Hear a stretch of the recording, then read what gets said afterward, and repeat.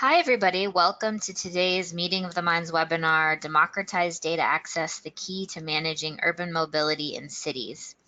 During each webinar, we take a reading on who's joined us, so you'll see a poll pop up right now asking which sector best defines you. Please take a minute to answer that for our presenters to understand a little bit better about who's in our audience today. My name's Jessie Feller-Hahn. I'm the Executive Director of Meeting of the Minds. As many of you know from many past webinars, Meeting of the Minds is a global thought leadership network and platform for knowledge sharing with year-round digital and in-person programming. We connect global urban sustainability, innovation, and technology leaders across sectors to share best practices, tools, and solutions through our blog, monthly webinar series, and more than 20 in-person events each year. You can find all of our upcoming events, including our webinars, in the events section of our website at meetingoftheminds.org. Our next major event is on October 3rd in Sacramento, where we'll be talking about the future of cities related to clean energy, bandwidth, and mobility. Hope you can join us. A few housekeeping notes to begin. Because of our very large audience in attendance today, you will remain muted throughout the event. Today's slides and a recording of today's webinar will be available on our website after the event for you to share with colleagues that couldn't make it today. You can also find today's presentations as PDFs in the handout sections in the control panel, which you can download right now. They're already ready and available to you right there at the bottom of the control panel in the handout section. We will have a Q&A during the second half of the hour, so when you have a question, please type them into the questions panel in your attendee control panel as you think of them. So our poll results are here: 44% private sector and entrepreneurs, 35% public sector. So we have a little bit of Rachel people, a little bit of Heather's people, 13% nonprofit sector, no philanthropy, and 8% academics. Great, thanks everybody. It helps us get a better sense of who's with us. We really would appreciate your input regarding today's webinar, so a short survey will pop up when you close your browser at the end of the event. And I'm pleased to introduce our two presenters today. First, we'll have Heather Marks, who has 25 years of experience in transportation, state and local government and communications. Heather was recently named Seattle Department of Transportation's Director of Downtown Mobility, guiding SDOT's approach to ensuring mobility for the traveling public through an unprecedented era of public and private development. The reconfiguration of SR 99, the end of joint operations in the downtown transit tunnel, the advent of light rail expansion, and a robust development environment demand new ways of getting around. So we'll hear more from Heather on all of those items today. Rachel Zach is a policy strategist at Remix, where she is researching policy related to dockless programs, ride-hailing, and autonomous vehicles. She is exploring how cities can work collaboratively with private mobility providers to deliver on safer infrastructure and more equitable mobility systems. Before joining Remix, Rachel consulted for agencies across the country on strategic planning for shared mobility and autonomous vehicles. So with that, we will pass the ball to Heather, and Heather, take us away. Thank you so much, Jessica, and thank you for having me here today. I wanted to take a little bit of time to talk about the Seattle Squeeze. As Jessica mentioned, the city of Seattle is in a period of significant private development, significant infrastructure development from the public sector, as well as huge growth both in residents and businesses. So this is creating a really exciting time for us. Over the next 5 years, we are, well, actually starting this year, and over the course of the next 5 years, we're doing a whole bunch of stuff that is going to change the face of Seattle and the way that we get around Seattle. I like to say that we're building the infrastructure for the city that we've already become. The real start of the Seattle Squeeze was this past January when we closed the Alaskan Way Viaduct, which is a viaduct portion of State Route 99 that goes through downtown Seattle along the waterfront. It was an old structure, and years ago we had an earthquake that damaged it, and it literally took us this long to go through the process of figuring out how to replace it, whether to replace it, and then actually doing the work. So it closed permanently on January 11th. For 3 weeks, it was the longest highway closure in the Puget Sound region's history. And then we opened up again in February. So for 3 pretty long weeks, we were missing this important piece of infrastructure. In the city of Seattle, there are 5 transportation agencies, sort of primary transportation agencies that work together. WashDOT is the Washington State Department of Transportation. Removing the viaduct was their project. The city of Seattle, of course, SDOT, the Seattle Department of Transportation, and then a lot of other agencies within the city of Seattle. The Port of Seattle, King County Metro, which is the bus company, the transit company here, and Sound Transit, they run light rail as well as express buses. So all 5 of us had to be together and on the same page in order to make this work.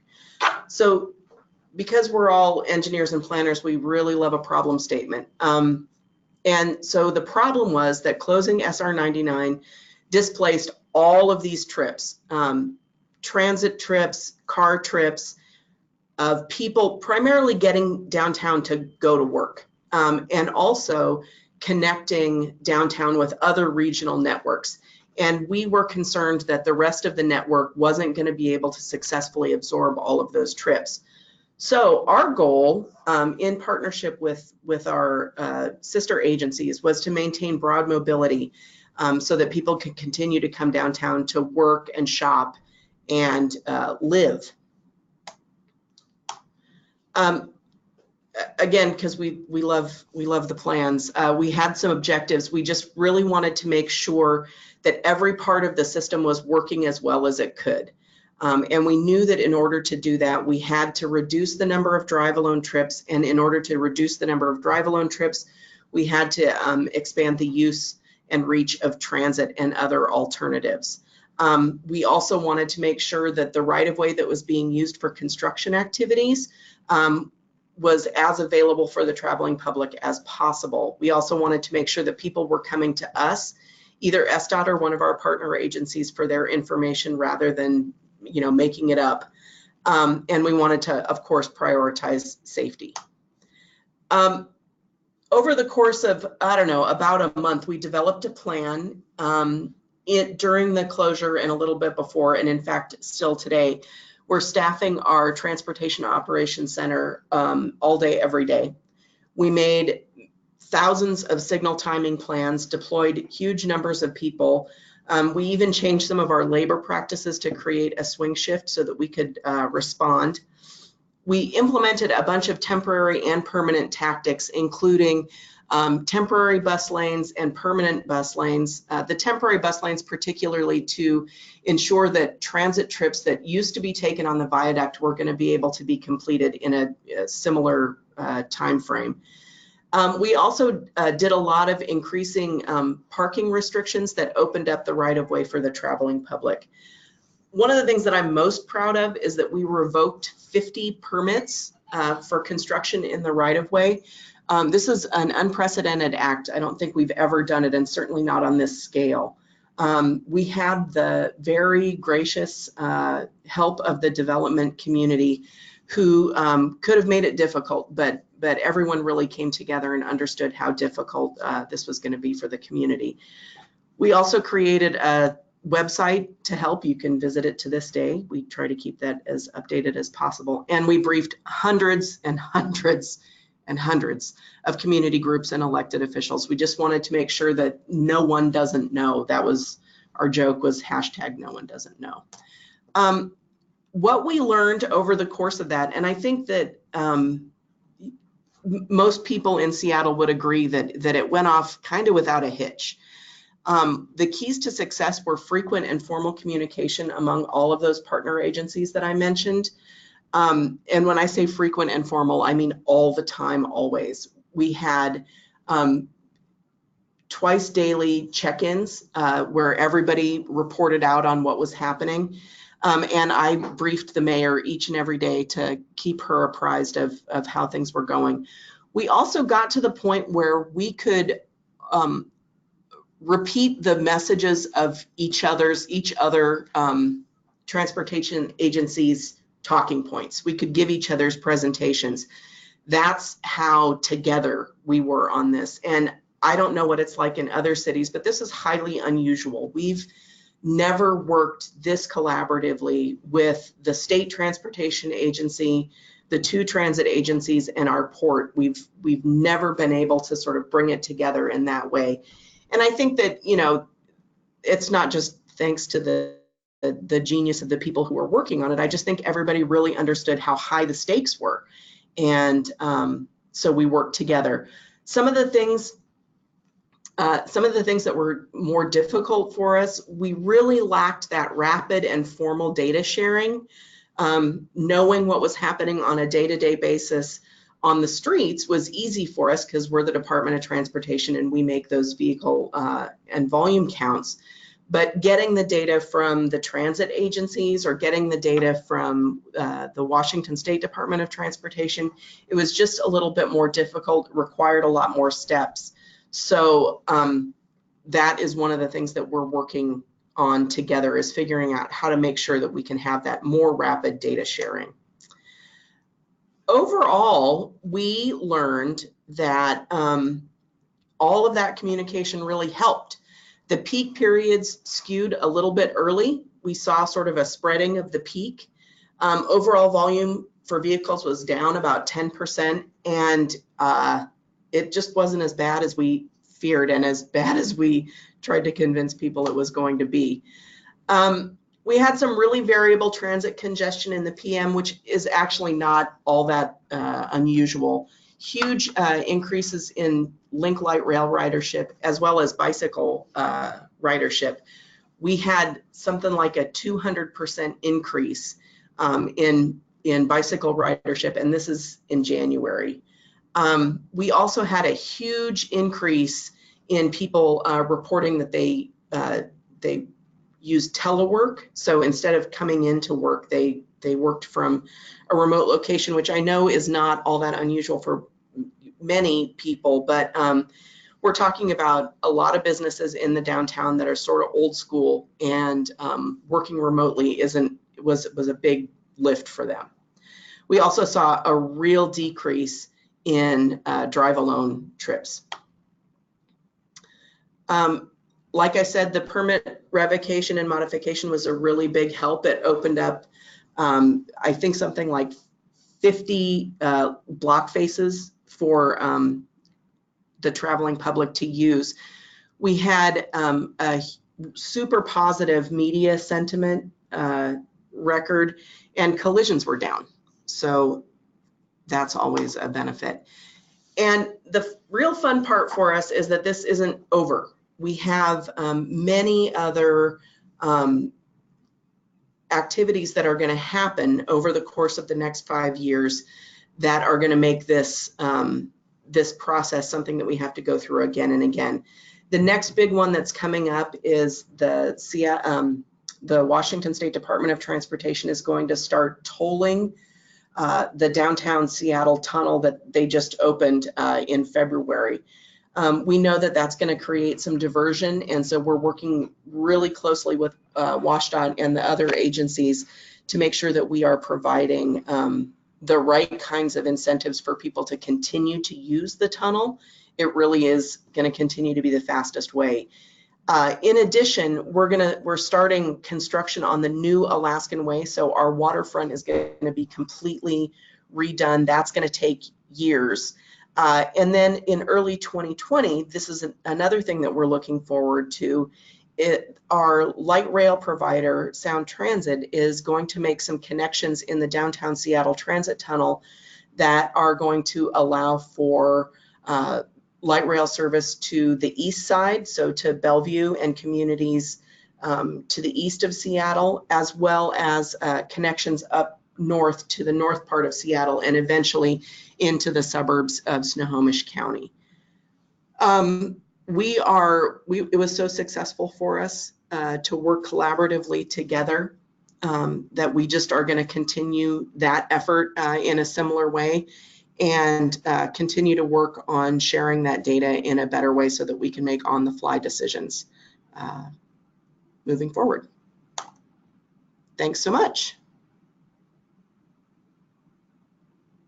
Great. Thank you, Heather. So we're moving over to Rachel, and we will have a Q&A. So if you have questions for Heather, you can start typing those into the questions panel on the right, and we'll move over to Rachel. Take us away, Rachel.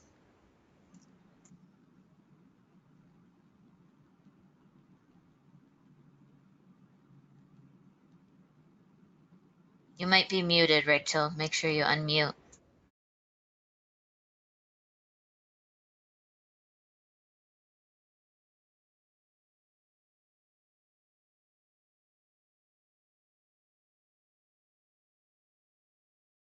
Rachel, we can't hear you. You want to Yeah, unmute? sorry. I couldn't find my little window, but we're good now. Okay, so hello, can everyone hear me? Yes, you're good. You're good. Okay, awesome. So many thanks to Heather. That was an amazing presentation that really cues up nicely the issue of one agency and a story about one agency working with 5 different other agencies, 100 people of staff trying to coordinate on this. And I believe I saw 1,800 signal adjustments. So that's a lot of coordination that needs to happen between a bunch of different agencies. And there's a lot of information that needs to be shared for people to do their jobs, and the stakes are really high, and in Heather's case that really helped, but often the stakes are high and we underestimate the importance of getting things right. And we're going to talk a little bit about that today in my presentation, about how Remix has really thought about making sure different tasks get the same access to data, so that they can communicate and collaborate better. Okay. All right, so I saw a lot of different backgrounds on the phone, so I'm going to quickly run through a little history on Remix, if you don't know. But our founders met at Code for America, where they realized they had a shared love for transportation and its ability to make an impact on everyone's lives. They created a widget for people of San Francisco to propose new Muni lines. And some big time players in the transportation planning world saw this tool, thought it was really cool, and tweeted it. And the next day they saw all of these comments from planners saying, I've dreamed of this tool. This could change everything for the way that I work. Please start a business. And today, over 300 agencies use Remix. Each of the 4,000 planners that we work with is a Heather. So each of those planners are trying to make sure that people can get around. They're putting out fires and planning for the future. Those tasks are all really different, okay? So I'm going to say it again. They're trying to put out fires and plan for the future. So there are a lot of different types of work that all use and need to know the same information. So working across hundreds of agencies and several countries, in fact, has made us really think a lot about how to share information. And I think we're pretty qualified to talk about this subject of silos. I want to say that silos are not an issue that solely face government. So I saw 35% of the people on the call were government staff. And I just want to say that, you know, if you're feeling personally attacked, no, this is an issue that faces everyone. And here are 2 quotes that I pulled from thought leaders outside of the public sector, just to make that point. You know, for the private sector, the impact of siloing might be financial, but for the public sector, the impact could also be physical, and it can also impact the ability for those who need services most to get the best service possible. And so as a mission-driven company, that's really key to what drives Remix when we're thinking through how not only to solve the problem for one planner, but solve it across the agency and externally. So silos manifest for three reasons generally. It can be cultural, so competition or animosity between departments. That can break down the rightful flow of information. There are structural siloing issues, so perhaps your agency's hierarchy separates the doers from the decision makers. But then there's also technological silos in which applications don't cross-reference each other. And Heather gave a really good example of just a transit agency might not be able to get their information to a street planner in a timely fashion. And so project schedules break down. That's not uncommon. And so while these three issues exist in siloing, we'll really be focused on that technological silo. So cities need software that works across functions. I kind of mentioned this before, but transportation has changed more in the last 5 years than the last 50. And so where transportation was felt to be relatively understood, new modes are really changing how people are getting around in a way that is operating much more quickly than sort of the tools we have in our agencies to react. And so this issue of making sure that everybody's understanding these patterns more quickly is one that is compounded by the fact that changes are happening at such a new rate. So our agencies that we work with don't need this data access for one work stream. They need it for all work streams. So as we build more tools, which we have, so we started with the transit product, and then we built the streets product, and then we built the new mobility product. We are very tuned into making sure that there's data shared across all of these functions. We want the end goal there is we want the streets planners to talk to the transit planners and the new mobility planners in a way that they're all referencing the same information. So I'll highlight this again. City departments often request data from one another to fulfill a bespoke need. Requests for data take time, and not everyone has the skills or know-how to analyze information quickly or correctly. But waiting isn't always an option. I know there are consultants on this phone or on this webinar who feel this too, where you're asking a client for information and they have to go speak to another agency to get that information. And this impacts project timelines and performance. And so the idea of everybody having access to some of the most basic pieces of information and to be able to visualize that each on their own is actually quite game-changing. So let's take a look at what this looks like in the Remix product.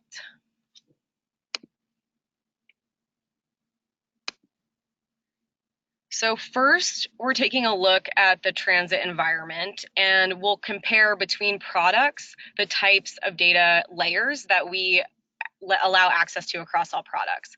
So here we are inside. You go to the lower right-hand corner, and there are all of these layers. So these are pre-cleaned data layers that almost everybody needs, including some that are specific to that location.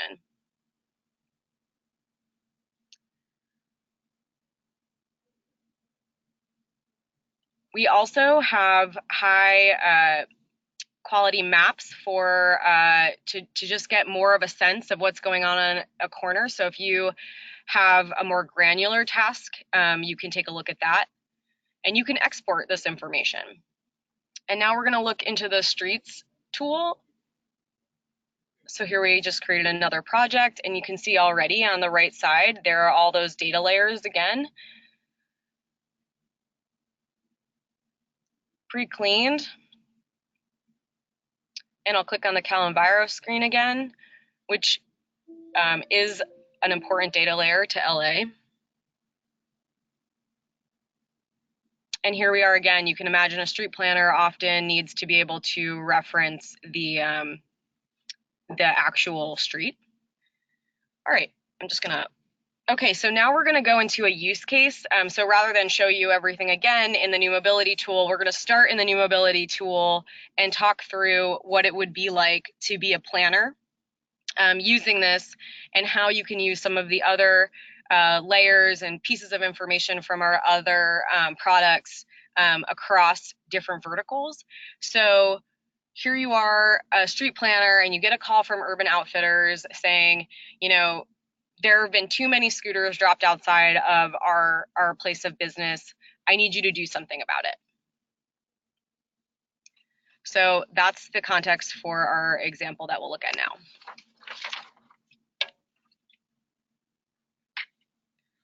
So the first thing I do is find the Urban Outfitters, and I want to look at, you know, what's going on. So I want to first look and see if this is a problem where I need to talk to providers. So I'll look at deployments, and I can quickly see that deployments are pretty low around Urban Outfitters. It doesn't seem like that's really the issue going on here.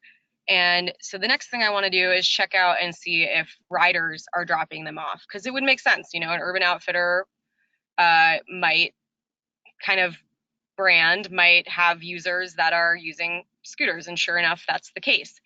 So now I really want to understand what else is going on this roadway before I start doing solutions. So I might click the transit lines and take a look at transit on the corridor.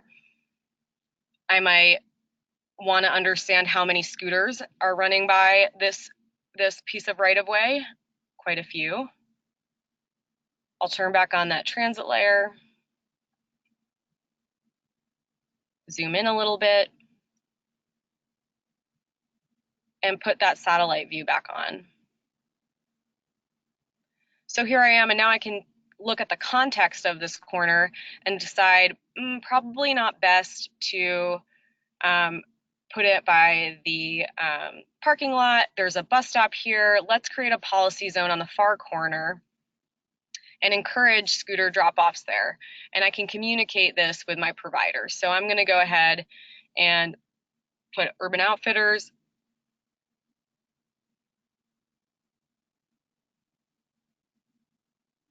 And then I'll just draw a shapefile.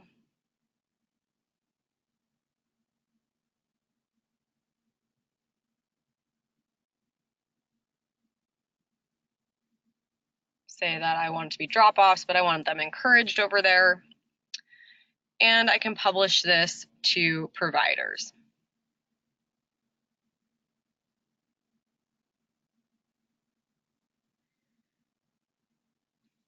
But now I have all these insights. This looks like a really inappropriate street for scooter riders to be riding on. So maybe I get the idea that I want to draw some street design ideas that I just had in the Remix Streets tool. So I'll click over to the Remix Streets tool.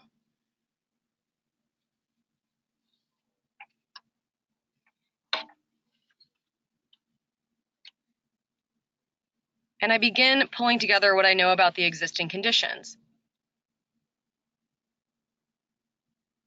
And I'm curious, what's the crash history on this corner?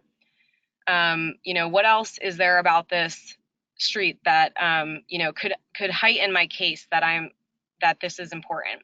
So I click through the layers, and I see that I can look at the LA crash history.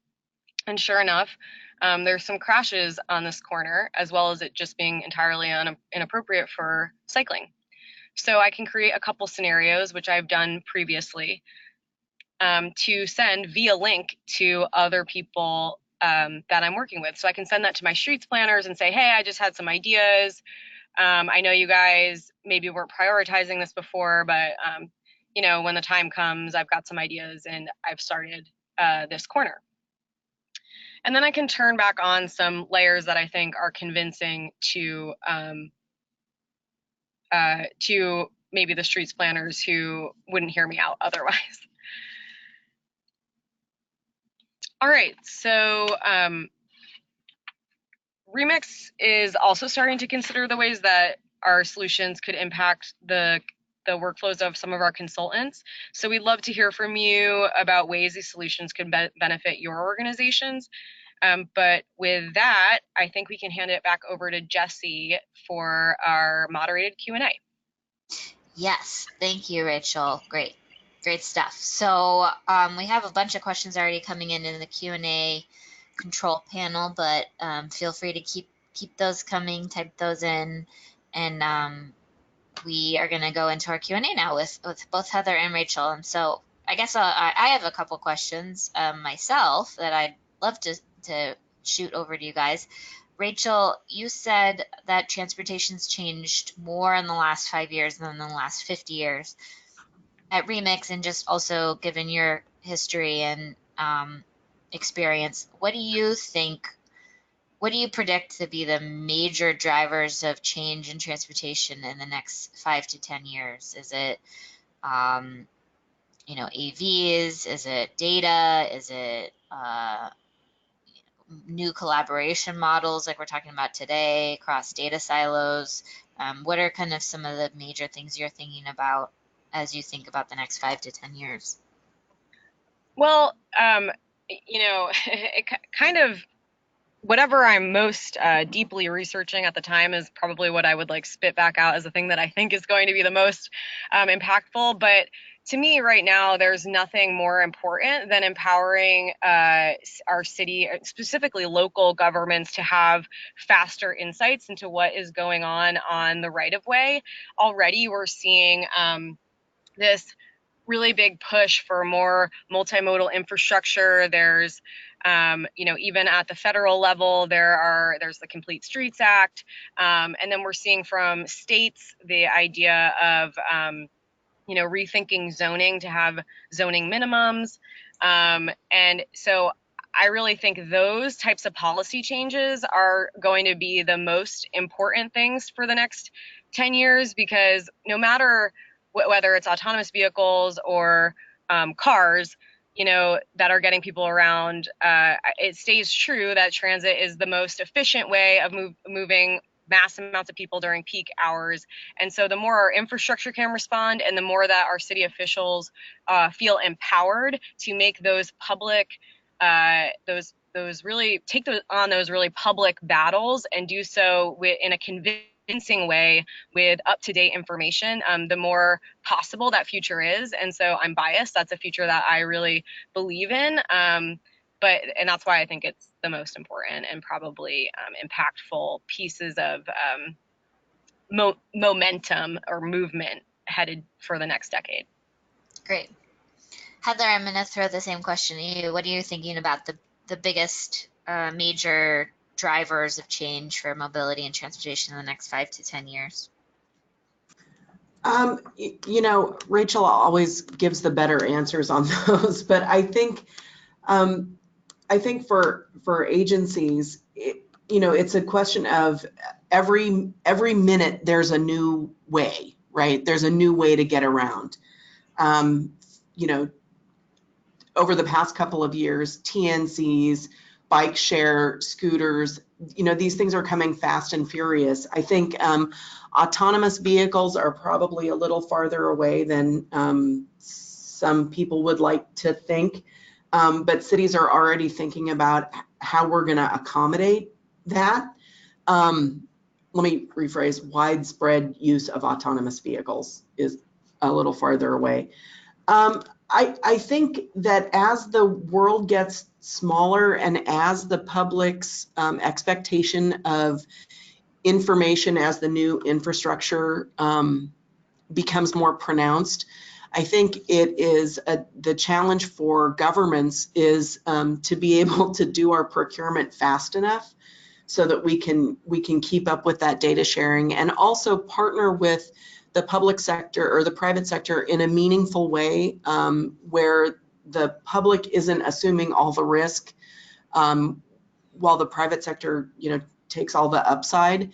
I think we need to figure out a way to leverage the private sector's ability to move faster and be more innovative in a way that is most beneficial, not just to individual members of the public, but also to the public as we gather together in the body of government. Great, perfect. a lot of questions coming in, so we'll move on to some of those, even though I have more. Brad Goalach, sorry, Brad, if I'm butchering your last name. He's wondering, and this is for you, Heather. Have you seen the changes in behavior continue past the squeeze? For instance, telework, single occupancy, bus ridership. What are you seeing past any behavior changes past the squeeze? Yeah, that's a really good question, and fortunately I have an answer. I think that the intensity of the change has waned a little bit.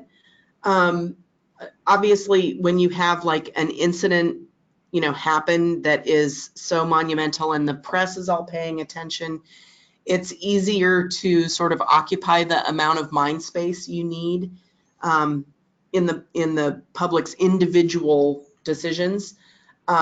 So it has waned. Telework is, people are doing that a little bit less. I think bus ridership has changed, especially on some particular routes. You may recall that we, one of the big things that we did was we, after we opened the tunnel up, is we took a bunch of bus routes and put them on the surface streets rather than having them operate in the downtown Seattle transit tunnel. That was in order to make light rail work better. Some of those routes it's taking them longer, and so they're seeing some blips in ridership. I think with the upcoming tolling conversion, we're gonna be able to get back some of that brain space. I will say though that I have taught, this is anecdotes, but I have talked to people who made a change and found they made the change out of necessity and then found they really preferred the changed behavior. They really preferred riding the bus, or they really preferred riding their bike. And so I think big, never waste a crisis, right? Big things like this help broaden the bounds of thinkable thought for how people get around. And so somebody who does something once out of necessity might find that it's actually better. And so I think that's what we're trying to build for the long term, rather than focusing just on what's happening associated with a certain infrastructure change. Right. Great. And you mentioned data sharing, obviously. Brad's also asking, second question, how are you improving data sharing? What's working and what is not? And what do you still need to work on based on what you guys have learned through all of this? Well, I think that one of the things that all the transportation agencies in our region could really benefit from is a data sharing platform. And that is, for my public sector friends, you're probably all rolling your eyes, because you know how difficult, everybody wants to work together. Everybody has the intention of working together, but every different government has different procurement rules and different procurement processes and different internal audiences. And so, we're working hard to keep talking so that we can start sharing data a little bit more seamlessly. And eventually, it is my hope that we all can be on a single platform for some of that more meaningful, consequential data. I've found that it's easier maybe for us to share traffic data with the State Department of Transportation, because we're both thinking about vehicles on roads, right? We sort of think about things in a similar way. Whereas when we're talking with the transit agencies, they have a lot of investment in different kinds of data quality than we have an investment in. And candidly, sometimes, the departments of transportation don't really understand the data quality needs for transit agencies. So I think the more we can strive to be on one data platform for key pieces of information, the better off we're going to be. But I'm also in it for the long haul. It's not going to be a quick thing. Yeah. Great. Great. Rachel, question from Tom Colangelo. He said, Rachel, it's an amazing amount of data. Could you give us an idea on how long it takes to gather and integrate all this information?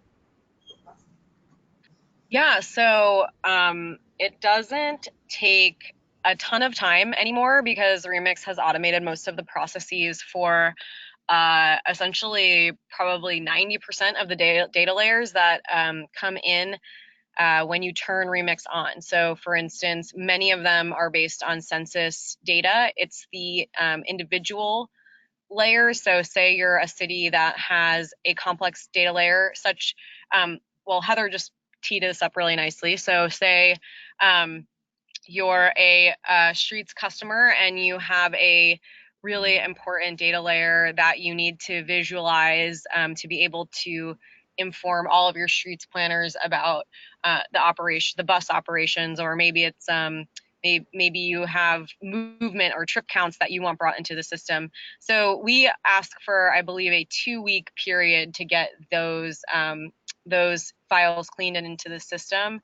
But it is pretty much case by case because there's no standard for the bespoke data files. There's no standard in terms of how challenging that might be. And we can't anticipate what format the data will currently be in. It's not unusual that it's a PDF and we have to figure out what that would look like. Great. And you're a subscription-based cloud software program? Catherine McClap Thompson wants to know. Yes, I'm sorry if that wasn't clear. Yes, we are a SaaS company. Great. Back over to you, Heather. A question from Tom. How do you become aware of new resources to make your life easier? What are you engaged in, networks or conferences, or are there a chief mobility, downtown mobility officer club? What are your tools? Oh my God, if there is a downtown mobility officer club, I want to belong. So please send me your contact information. I don't know. I met Rachel at the WTS conference in Boston, and that I found was a really great experience. I think conferences can expose one to, all the cool new stuff that's happening. I also, have friends across the country working for departments of transportation and planning departments that help keep me abreast. I think though, I think technology is part of it, but I also think that a real cellular understanding of your own transportation universe is critical.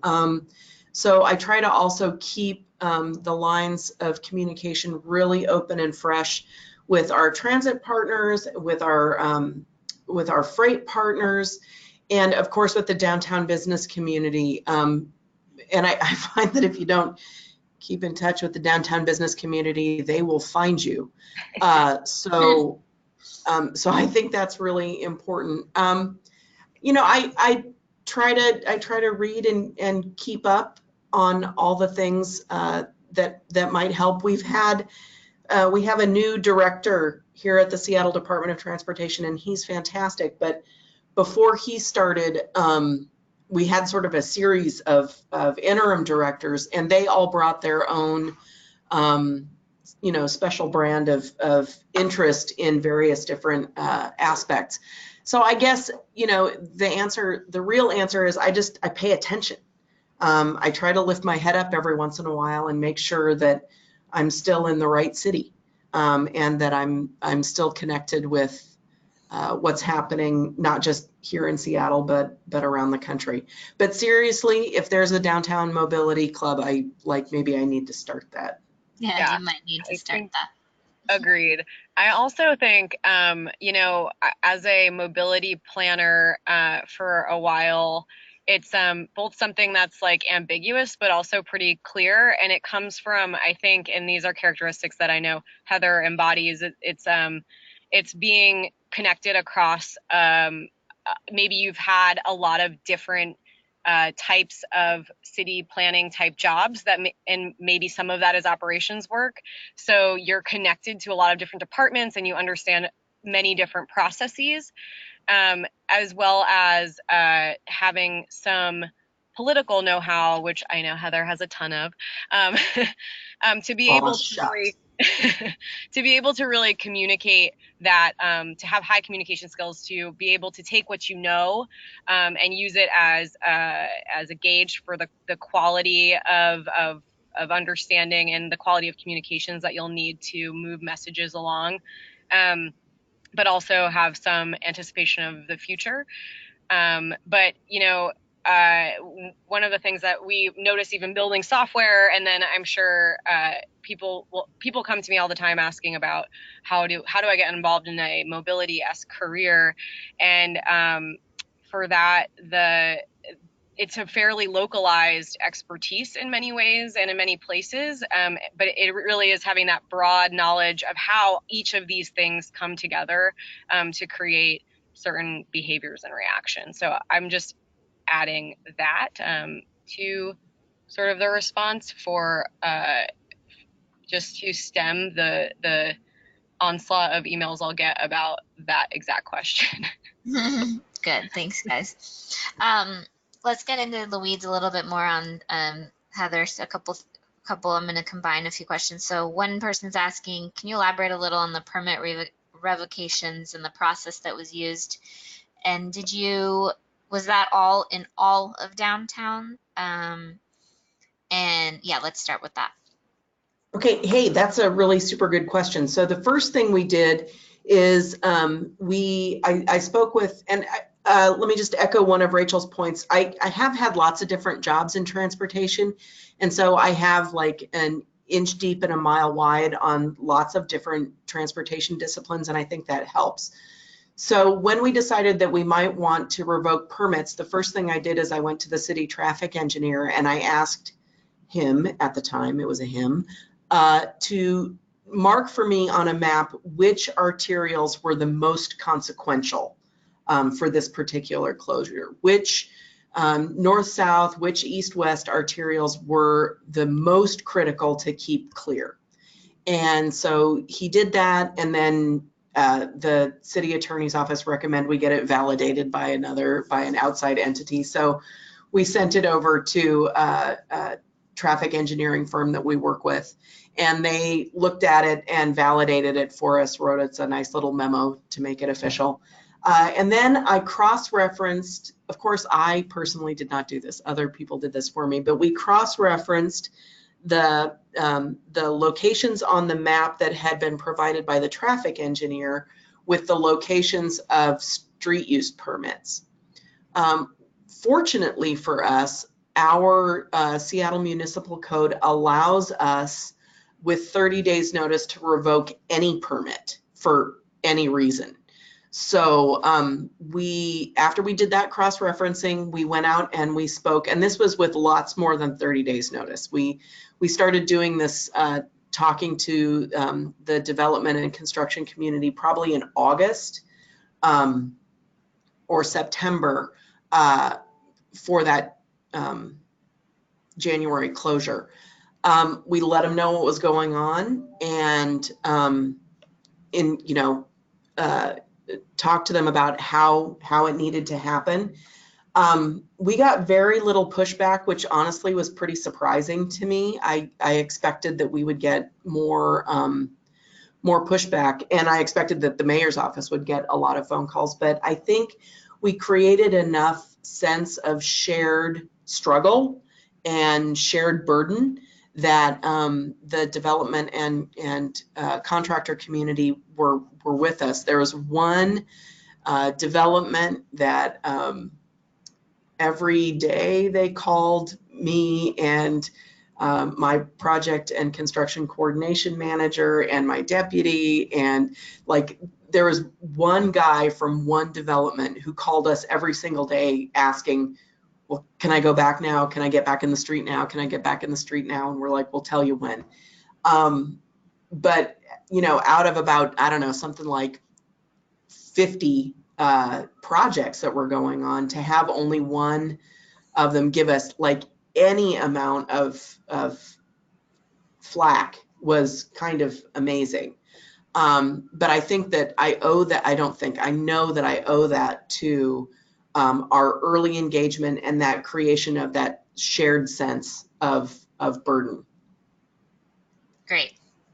And did you guys measure any side effects from the closure on affected businesses, like absenteeism or lost business? This is a question from Katherine. Yeah. Or in response to stakeholder. Yeah. Anyway. Yeah. So good question. We have a close relationship with an organization called Commute Seattle, and they there's a name for what they are, but they're funded by SDOT and the Downtown Seattle Association and King County Metro Transit, and they help us create more non-SOV travel. So they're in contact with lots of the larger businesses, as well as our frequent and ongoing friendly communication with the Downtown Seattle Association, and Challenge Seattle, another organization that brings together a whole bunch of larger businesses. So we had open and frequent conversation with those businesses. Some of them, there's a particular cruise line, which might surprise you, that just went absolutely above and beyond. I think there were a lot of larger businesses that took it as like a community challenge and really rose to that challenge. I didn't, and after the closure, we brought a whole bunch of business leaders together to ask what their experience was. And honestly, we just really didn't receive, I think everybody really understood the stakes.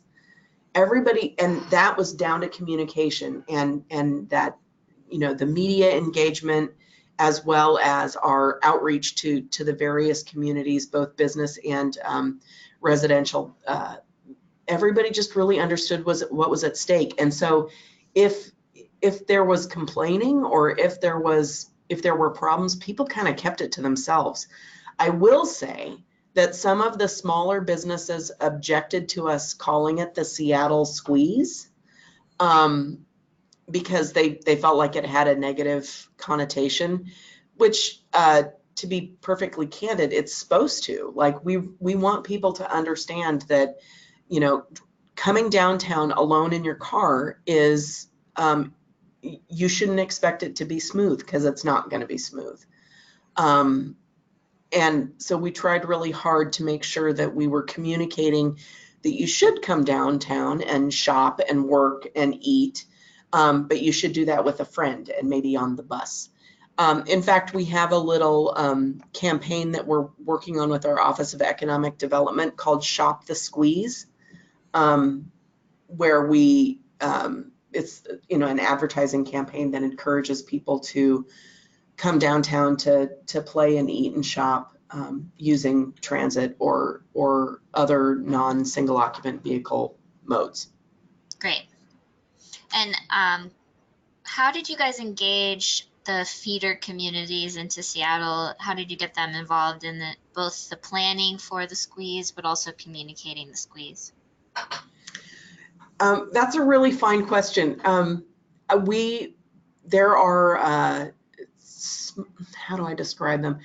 There are some organizations of suburban jurisdictions that surround Seattle. There's a South King County Transportation Board. There's an East Side Transportation Board, and it's called Seashore. It's the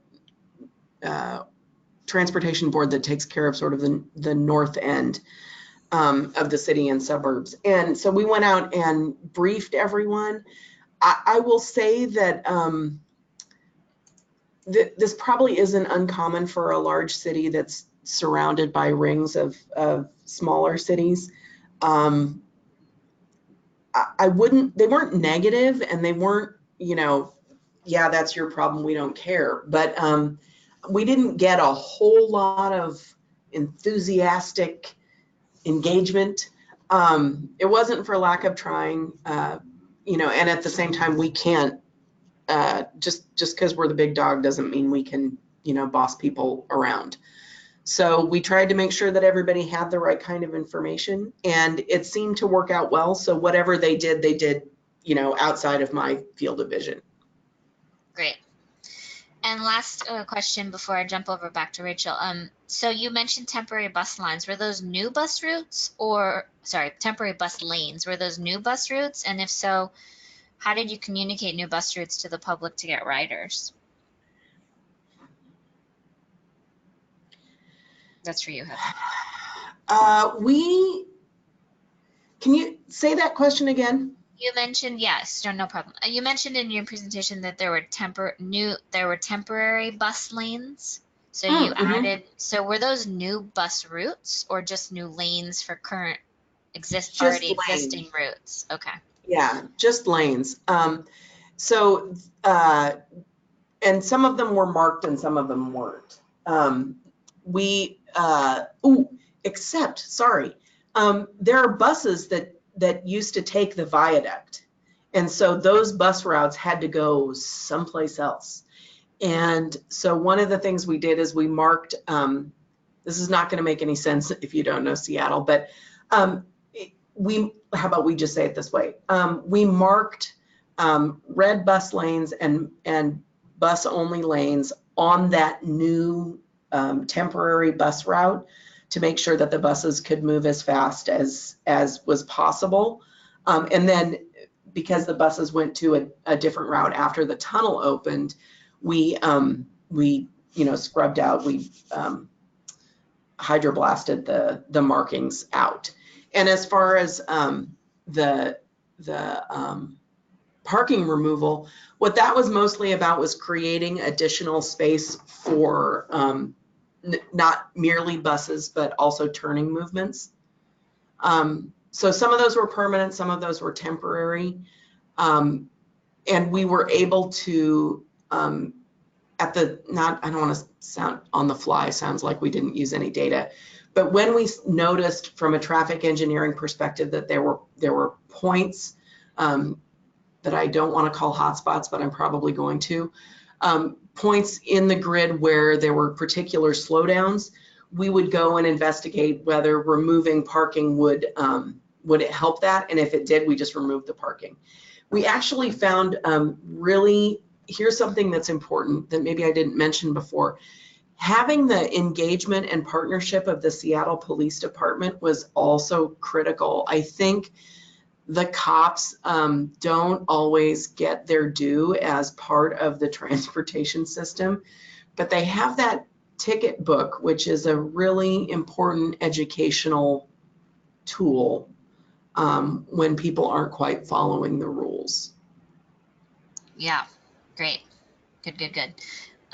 Back over to you, Rachel, for a couple questions quickly. Does Remix facilitate the agreements for data sharing with private mobility operators, or does it rely on the agreements established by government agencies?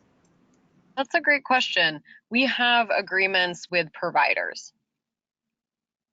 Great.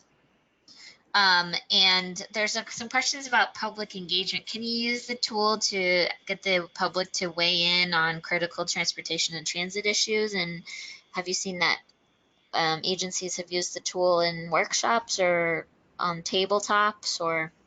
Yeah, absolutely. So our transit tool is commonly used to show the public new scenarios, and I didn't demonstrate basically like in depth on any of the verticals so that I could really focus on what carries through across.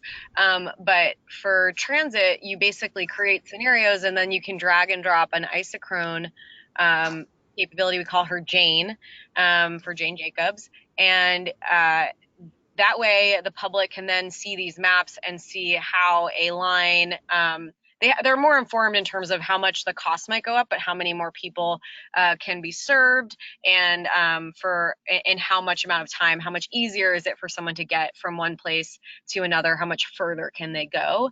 And those features are both to inform the agency, but they're really meant to be able to share and convey these ideas to the public. And the same is true in the streets tool.